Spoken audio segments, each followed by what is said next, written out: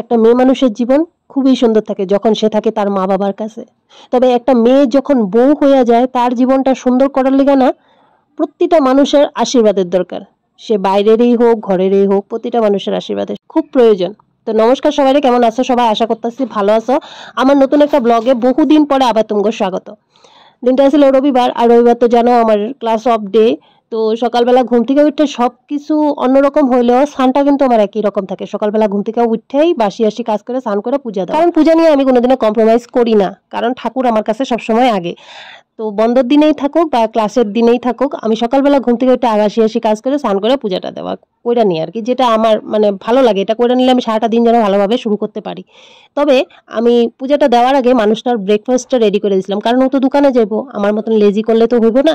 তো ওরে দিয়া সব কমপ্লিট করে আমি পূজা করতে গেছিলাম। তবে পূজা করতে যাওয়ার আগে আমি ওরে কয়ে দিয়েছিলাম যে আমি এখন পূজা করতে যেতেছি, তুমি তোমার খাওয়াটা ঠিক মতন খাইয়া নিবা আর আমারটা সাইড করে থুয়ে যাবা। তো ও আর খাওয়াটা ঠিকই খাইছে, তবে দেখো আমার কি দিয়া থুয়ে গেছে তোমাকে দেখাই। যেহেতু ওরে রবিবার দিন সকালবেলা আমি মটর সিদ্ধ করে দিছিলাম আর সাথে দিছিলাম কয়েক টুকরা পেঁপে। তো ও ওইখান থেকে কয়েক টুকরা পেঁপে আমার লিগে সাইড করে থুয়ে গেছে। তবে হ্যাঁ, সাথে ওর একটা বয়েলড এগও দিছিলাম। তো আমার লিগে বয়েলড এগ রেখে গেছে, দেখো নারী নক্ষত্র বাইরে গেছে, ওইটা রেখে গেছে। অ্যাকচুয়ালি ওরও দোষ না, যেটা ভাঙ্গা ছিল ওইটাই আমি আমার লিগে রেখে দিতে গেছিলাম, তো ওইটাই রেখে দিছে। তার আগে খায় আনিছিল ও তিতা, মানে জানোই তো মাঝে মাঝে ও তিতাটা খায়, যেটা ও মেনটেন করে ওর শরীরের লিগা। তার সাথে সাথে আমিও খাই, তো আমার লিগে একটু তিতা রেখে দিয়েছিল, তো ওইটা আমি খাইয়া নিলাম। আর রবিবার দিন রান্না করছিলাম ফুলকপি দিয়ে মাছের ঝোল আর হলো কচুর শাক। তার লিগে যে কচুর শাক খেতে থেকে আমার যেটা বাড়ির একটা কি জানি কয় ইংলিশে কিচেন গার্ডেন, সরি আমি কারোর মানে অবহেলা করে কইতেছি না। যাই হোক, আমার একটা কিচেন গার্ডেন আছে ছোটো মোটো, ওই কিচেন গার্ডেনের থেকে অল্প একটু কচু উঠে আনছিলাম। তো কচুটা কাটতে নিয়েছিলাম আর কয়েকটা বুট ভিজায় রাখছিলাম। তো ভাবছিলাম কচু বানাবো। আর আমার ঘরে কচুর শাক হইলে যেই হোক, আমি আমার মানুষটা বা আমার মেয়েটা, আমরা তিনজনে কচুর শাক দিয়ে একদম তৃপ্তিতে ভাত খাই। একটা সময় ছিল আমার মানুষটা কচু দেখতে পারতো না, কিন্তু আমার বিয়া করার পরে ও কচু খাইতেও শিক্ষা গেছে। যাই হোক, কচুর শাকটা আমি এদিকে বয়েল করতে বসাই দিয়েছিলাম লেবু দিয়া। আর তোমার আরেকটা কথা কই, এখানে সিক্রেট, যেন কিছু কিছু মানুষ আছে সবসময় দেখবা তোমার খারাপ করবো খারাপ করবো খারাপ করবো, তোমার মুখের উপরে করবো, তোমার পিছনে করবো, সবসময় করবো। তা করে না, কোনো দিনও মানে পাত্তা দিবা না, পাত্তা দিতে লাগে না।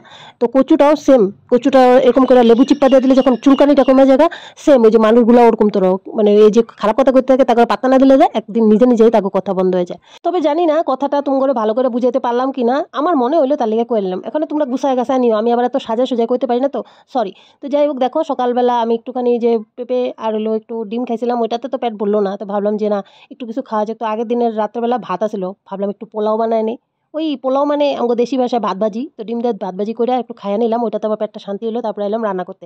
ওইদিকে দেখো কচুর শাক তো সিদ্ধ হইতেই আছে, তো ভাবলাম এদিকে মাছটাও রান্না করে নিই। তো মাছ ভাজিটাও টপাটপ বসায় দিলাম। আর জানো প্রতিটা সপ্তাহের মধ্যে আমরা কি ভাবি, সপ্তাহে সারাটা দিন মানে যে কটা সোমবারের থেকে শনিবার পর্যন্ত আমি আর আমার মানুষটা ভাবি যে ডেলি যাই খাই না খাই, রবিবার দিন একটু ভালো করে ভালো কিছু আইন না রান্না খামো, মানে মাছ আনো মাংস আনো, এই ধরনের চিন্তাধারাগুলো থাকে। তোমরা তো জানোই আমি ডেলি এত তরিজুত করে রানতে সময়ও পাই না, কিছু করতে পারি না, আমার ক্লাস লইও আমি এত ব্যস্ত থাকি।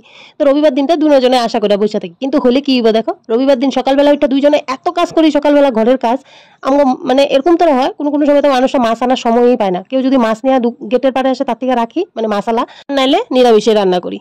তো ওদিন কাজে মাছটা দেখতে পেতেছি আমি রান্না করতেছি এখানে, ওই মাছটা ছিল শুক্রবারের। শনিবার যেহেতু আমরা নিরামিষ খাই না, শুক্রবার দিন অনেকটা মাছ নিয়েছিল ওই মানে ঘরের সামনেই।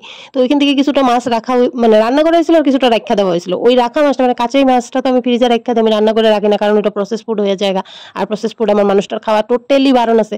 তাহলে কাঁচাটা আমি ডিপ ফ্রিজে রাখা দিই, তো ওইটাই বাইর করে নিয়েছিলাম আর ওইটা দিয়ে রান্না করছিলাম। আর আরেকটা কথা কি জানো, সেদিন যে আমি কচুর শাকটা রান্না করছিলাম পরিপূর্ণ রান্না করছি। বুট দিয়ে তো কচুর শাক সবসময় রান্না করি, কিন্তু নারিকেলটা অ্যাভেলেবল থাকে না, সেদিন আমি নারিকেল দিয়ে রান্না করছি। আর নারিকেল দিয়ে কচুর শাক মানে কোনো কথা হবে না, এত টেস্টি, আমি তো বিরাট ভালোবাসি। আর যারা না খাইছো তারা একবার খায়া দেখতে পারো। তবে সাথে না মাছের মাথাও দিয়ে দিয়েছিলাম। তো সুন্দর করে রান্না বান্না করে নেওয়ার পর মানুষটা এসে পড়ছিল, দুপুরে খাওয়া দাওয়া করে নিয়েছিলাম। তবে খাইতে বসার সময় দেখতে পেতেছ কচুর শাকটা কালা হয়ে গেছে, এটা নিয়ে কোনো কিছু করো না, কারণ দেখতে খারাপ হলেও খাইতে টেস্টি হয়েছিল। যেহেতু লোহার কড়াইতে রান্না করছিলাম কচুর শাকটা, তার লিগে কালা দেখা গেছে। তবে রবিবারের দিনটা যেমন তেমন গেলেও রাতটা খুবই ভালো গেছিল, কারণ খুশির খবর আছিল। তোমরা তো রিলস দেখতেই পাইছো, অ্যাকচুয়ালি একজনের বিয়া ঠিক হয়েছিল, ওইখানে গেছিলাম। এই কে সে তার কথাই আমি এখানে কমু। ও হলো আমার ননদ, কারণ নিজের ননদের থেকেও বেশি আর নিজের কাকির থেকেও বেশি। একটা সময় আমি যখন বিপদে বসি, যতবার বিপদে বসি ততবার এই কাকি আমার কাছে দাঁড়ায় আসছিল।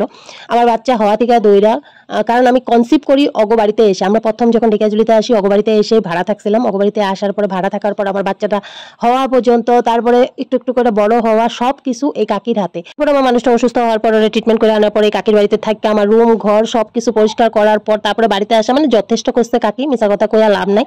তো কাকির আমি কাকি ডাকি, কাকির মেয়ে আমার ননদ, এটাই তোমার কাছে পরিচয়টা দিলাম। আমার ননদের বিয়া ঠিক হয়েছে। এলিগে ভিডিও শুরুতে তোমাকে কইছিলাম যে একটা মেয়ে তার বাপের ঘরে খুবই সুন্দরভাবে থাকে, আর শ্বশুর বাড়ি গেলে যদি সুন্দরভাবে থাকা হয় তবে সেই সুন্দরভাবে থাকাটা অনেকের আশীর্বাদের দরকার।